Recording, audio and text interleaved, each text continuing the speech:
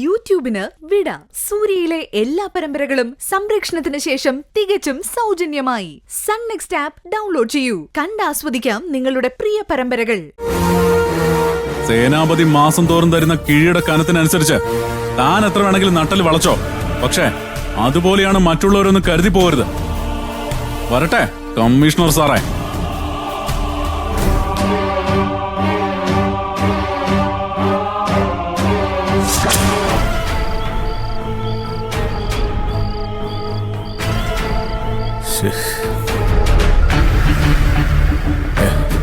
എന്നാലും എനിക്ക് വേണ്ടി തന്റെ ജോലി നഷ്ടപ്പെടുത്തേണ്ടി വന്നു അല്ലേ?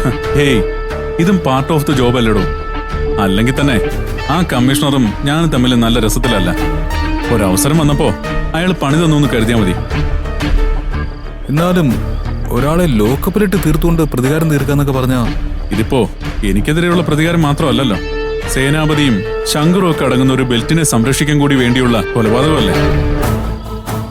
പക്ഷേ ആരാണത് ചെയ്തതെന്ന് പോലും അറിയില്ലെന്ന് വെച്ചാ, അതും തനിക്ക് കീഴിൽ തന്നെ റിപ്പോർട്ട് ചെയ്യുന്ന ഓഫീസർമാർക്കിടയിൽ നിന്ന് ഒരാളാവുമ്പോ അതിന് ഫോഴ്സിനെ ബ്ലെയിം ചെയ്യാൻ ഞാൻ തയ്യാറല്ല അർജുൻ. എല്ലാ ഡിപ്പാർട്ട്മെന്റിൽ എന്ന പോലെ ഫോഴ്സിലും കാണും ചില കുഴപ്പക്കാർ. അവരൊരിക്കൽ കണക്ക് പറയേണ്ടി വരികയും ചെയ്യും. അല്ല, ഈ കമ്മീഷണർക്ക് സേനാപതിയായിട്ടുള്ള കണക്ഷൻ എന്താ? വ്യക്തമായിട്ട് എനിക്കും അറിയില്ല. പക്ഷേ പഴയ ചില കേസുകൾ അന്വേഷിക്കുന്നതിനിടയിൽ ഇയാളുടെ സാന്നിധ്യം പലയിടത്ത് ഞാൻ കണ്ടിട്ടുണ്ട്. ഉദാഹരണത്തിന് തേജ കൊലക്കേസ് എടുത്തു നോക്ക്. അതെ, അതിലും കമ്മീഷണർ ഉണ്ടായിരുന്നു. യെസ്. കേസിൽ പെടാതിരിക്കാനായി അതിനുശേഷം അയാൾ ട്രെയിനിങ്ങിന് പോയി. ആ ദിവസങ്ങളിൽ അയാൾ ഇവിടെയില്ലെന്ന് രേഖയുണ്ടാക്കി. അത്രയ്ക്കും ചെയ്യണമെങ്കിൽ അതൊരു നിസാരമായ ബന്ധമായിരിക്കില്ല. കാരണം അവർ തമ്മിൽ തുടർച്ചയായി ബിസിനസ് ഉണ്ടെന്നാണ് അതിനർത്ഥം. അത് ശരിയാ. പക്ഷേ ആ ബന്ധം എന്താണെന്ന് ക്രാക്ക് ചെയ്താലേ നമുക്ക് മുന്നോട്ട് പോകാൻ പറ്റൂ. എന്തായാലും അത് പണം മാത്രമായുള്ള ഒരു ബന്ധമാവണമെന്നില്ല. ഒരുമിച്ചുള്ള പാർട്ട്ണർഷിപ്പ്, വലിയ തോതിലുള്ള കള്ളക്കടത്ത്, അങ്ങനെ എന്തോ ആവാം. ഇനിയുള്ള ദിവസങ്ങളിൽ താൻ കുറച്ചുകൂടി വിജിലന്റ് ആവണം. പുറത്തുനിന്ന് എന്ത് സഹായം ഞാൻ ചെയ്യാം. പക്ഷേ ഡിപ്പാർട്ട്മെന്റിനെ മുഴുവൻ തനിക്കെതിരായി ഫോക്കസ് ചെയ്യാൻ കമ്മീഷണർ ശ്രമിക്കും. ഏതെങ്കിലും കാര്യത്തിൽ തന്നെ ഒതുക്കിയാൽ അവർ വിചാരിക്കുന്നത് എളുപ്പമാവുമെന്ന് അവർക്കറിയാം. എനിക്ക് മനസ്സിലായി. ഞാൻ ഏതായാലും ഈ കമ്മീഷണറെ പറ്റി അന്വേഷിക്കാൻ തുടങ്ങാം. അയാളുടെ കുടുംബത്തെ പറ്റിയോ മറ്റ് പേഴ്സണൽ ഡീറ്റെയിൽസിനെ പറ്റിയോ ഡിപ്പാർട്ട്മെന്റിൽ വലിയ വിവരങ്ങളില്ല. ഒരുപക്ഷെ നമ്മളെ സഹായിക്കുന്ന എന്തെങ്കിലും തടഞ്ഞു കിട്ടിയാലോ? എടുത്തു ചാടി താനൊന്നും ചെയ്യണ്ട. വെറുതെ പ്രിയയടക്കം ആരെയും പ്രകോപിപ്പിക്കാനും നിൽക്കരുത്. തന്റെ വഴി നിയമത്തിന്റെ വഴിയാ. അത് ക്ഷമയുടെയും കാത്തിരിപ്പിന്റെയും വഴിയാ. തെളിവുകൾ നമുക്കുള്ള സഹായവുമായി നമ്മളെ തേടി വരും. വിജയം അവസാനം നമ്മളുടേതായിരിക്കും. വരട്ടെ, തുടർച്ചയായി അപ്ഡേറ്റ് ചെയ്യണം. ശരി എന്നാ ഓക്കെ.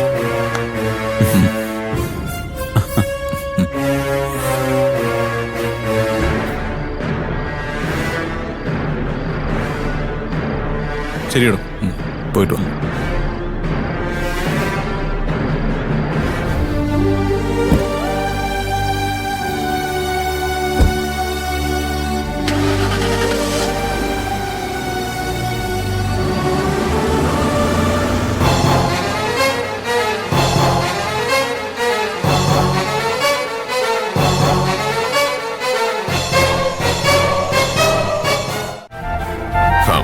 പറഞ്ഞു കേട്ടിടത്തോളം ശത്രുക്കൾ വിചാരിച്ചതിനേക്കാൾ പ്രബലന്മാരാണല്ലോ അർജുൻ.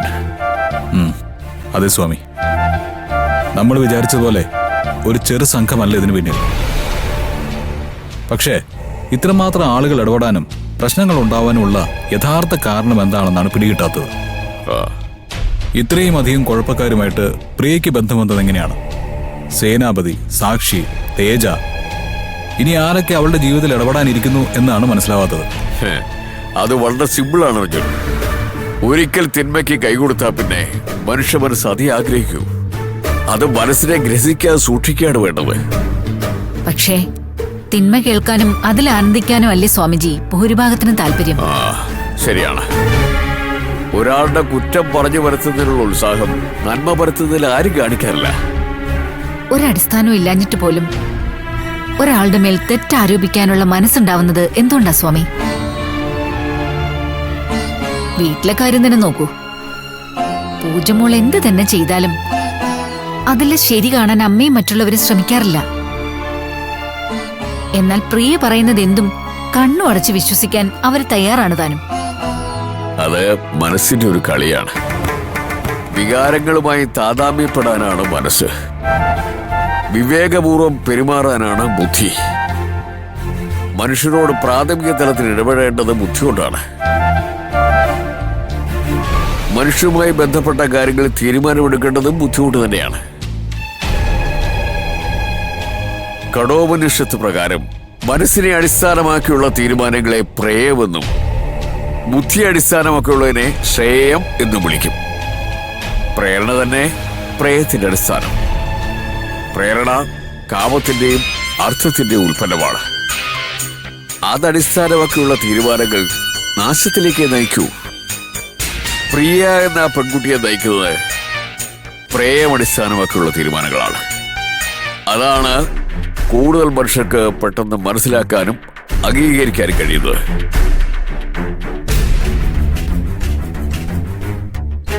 എന്നാൽ പൂജയെ നയിക്കുന്നത് ശ്രേയത്തിന്റെ അടിസ്ഥാനമാക്കിയുള്ള തീരുമാനങ്ങളാണ്. ശ്രേയത്തിന്റെ അടിസ്ഥാനം ധർമ്മവും അതുപ്രകാരം സിദ്ധിക്കുന്ന മോക്ഷവുമാണ്. ആദ്യം കുറച്ച് തടസ്സങ്ങളൊക്കെ സംഭവിക്കുമെങ്കിലും ശ്രേയം തന്നെയാണ് അവസാനം വിജയത്തിലെത്തുക. അക്കാര്യത്തില് സംശയം വേണ്ട. പിന്നെ മറ്റൊരു കാര്യം, അരുണിമയുടെ ചികിത്സ ഏറെക്കുറെ തീരാറായി. ഇനി ഏറിയാൽ 2 or 3 മാസം. അത് കഴിഞ്ഞ് ഏത് വലിയ വിദ്വാൻ വന്ന് പരീക്ഷിച്ചു നോക്കിയാലും ബുദ്ധിക്കോ ഓർമ്മയ്ക്കോ ഇനി വലിയ ക്ഷതമുണ്ടെന്ന് പറയാനാവില്ല. അപ്പോഴേക്കും തനിക്ക് ഈ കടമകളൊക്കെ മറികടക്കാനുള്ള ശേഷി ജഗദീശ്വരൻ നൽകട്ടെ. അപ്പോ നിങ്ങൾ സംസാരിക്കേ, ഞാൻ ചെല്ലട്ടെ.